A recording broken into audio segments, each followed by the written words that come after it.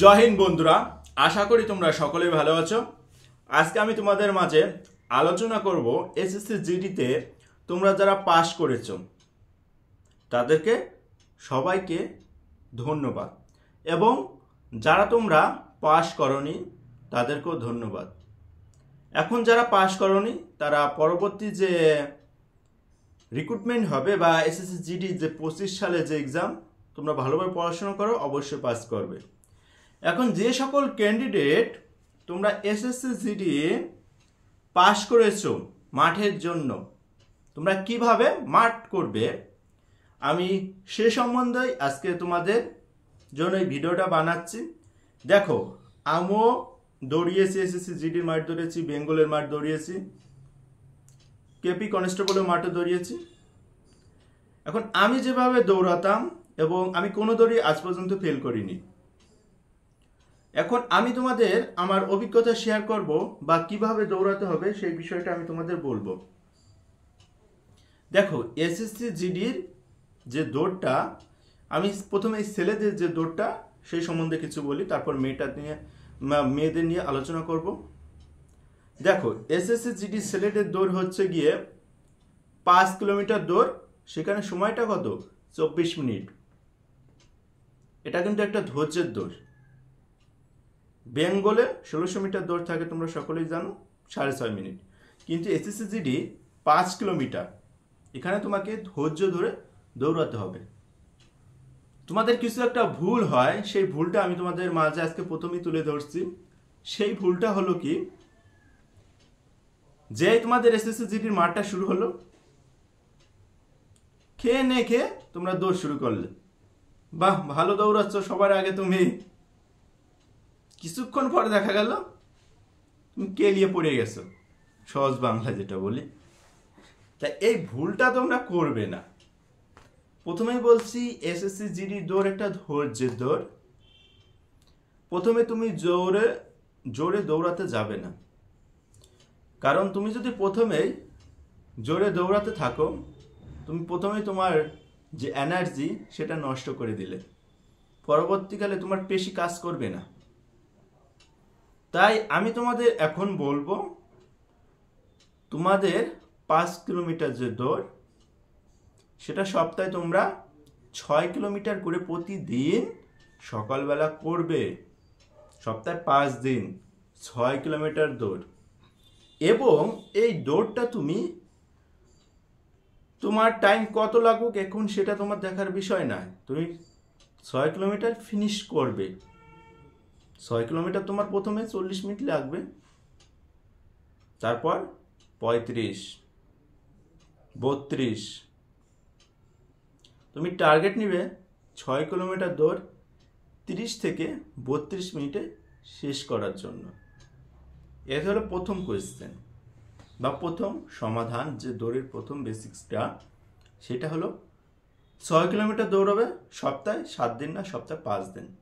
ভালো কথা, দৌড়ালে প্রথম দিন বা প্রথম সপ্তাহে তোমাদের সময়টা বেশি লাগবে, এবং যাদের একটু ওয়েটটা বেশি তাদের কিন্তু অনেকটাই কষ্ট হবে, আমি সেটা জানি। তাই তোমরা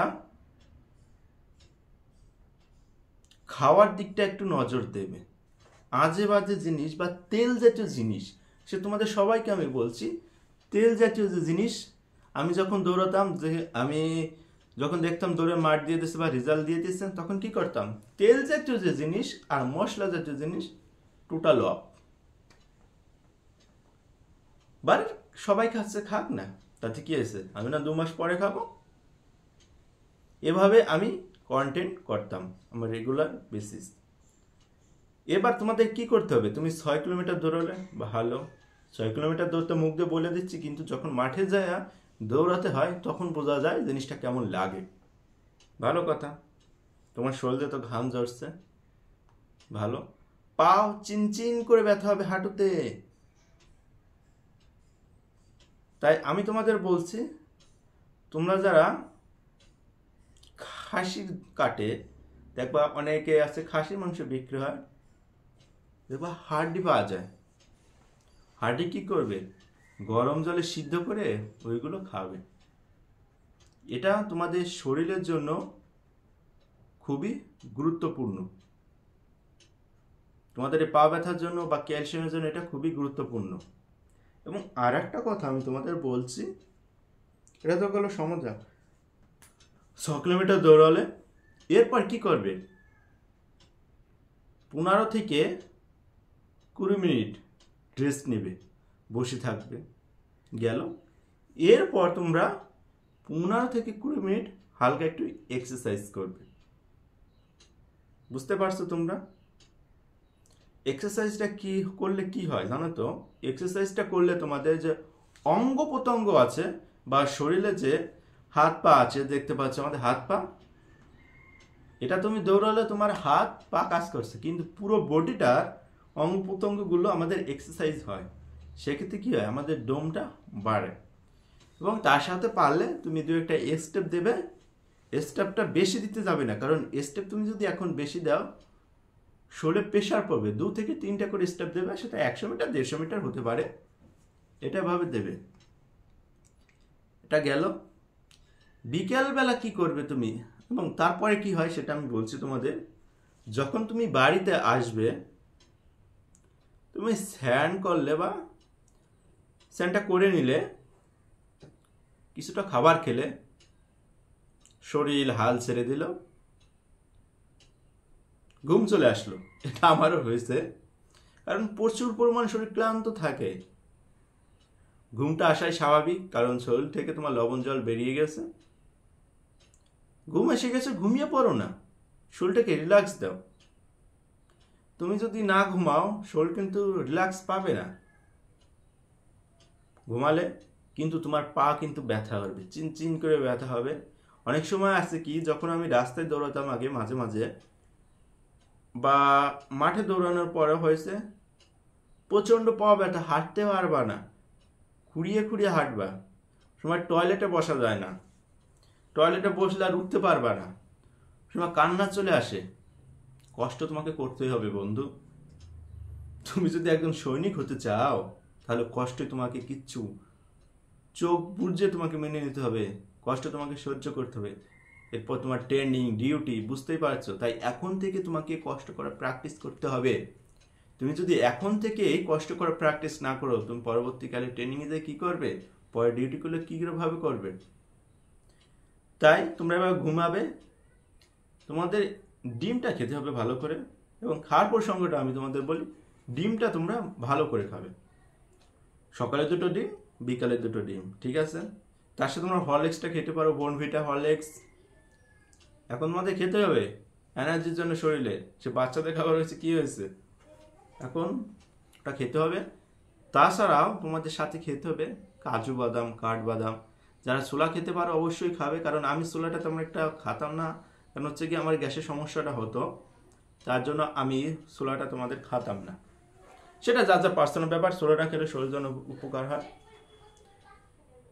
তার সাথে তোমরা পারো যদি প্রতিদিন একটা ইলেকট্রন খাবে, প্রতিদিন একটা না, 1 গ্লাস করে জল খাবে ইলেকট্রনে। দেখবে একটা ইলেকট্রন 22 টাকা নেয় মনে হয়, 2-3 দিন চলে যাবে। এটা খাবে তোমরা। বিকেলবেলা কি করবে, দৌড়াতে হবে না, এখন হালকা একটু জগিং করবে, 2 কিলোমিটার মতো জগিং করবে, বাস, আর কিছুই করতে হবে না তোমাদের। পরের দিন সকালে আবার রেগুলার বেসিস করবে, কিন্তু সপ্তাহে বন্ধুরা 2 দিন বাদ দিও, কারণ প্রতিদিন তুমি যদি শরীরে লোডটা দাও শরীর কিন্তু পারবে না। এটা গেল ছেলেদের। এবং মেয়েদের কথায় আসি, মেয়েদের দৌড়টা বেশি না, তোমাদের খুবই অল্প। ছেলেদের মতোই তোমরা দৌড়টা প্র্যাকটিস করবে। যে দৌড়টা তোমাদের টার্গেট বা ফিনিশ থাকবে ওটা থেকে 1 কিমি বেশি দৌড় করবে, তোমরা দেখবে আরামসে তোমাদের দৌড়টা কমপ্লিট হয়ে গিয়েছে। এবং খাওয়ার দিকটাও তোমরা একটু নজর দেবে। তুমি যদি এখন তেল জাতীয় জিনিস খাও, মশলা জাতীয় জিনিস খাও, তোমার শরীরে কি হবে, ক্ষতি হবে, তুমি ভালো করে দৌড়াতে পারবে না। এবং তোমাদের এখন কি করতে হবে, এখন হচ্ছে গিয়া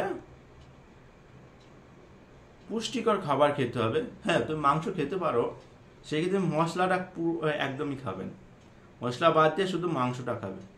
এভাবে তুমি রেগুলার বেসিসে খাওয়া দাওয়া করো,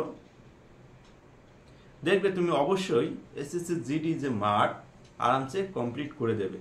এবং অনেক ওষুধ খাওয়ার কথা বলে, ওষুধটা আমি প্রেফার করি না, আমি কখনো ওষুধটা খাইনি।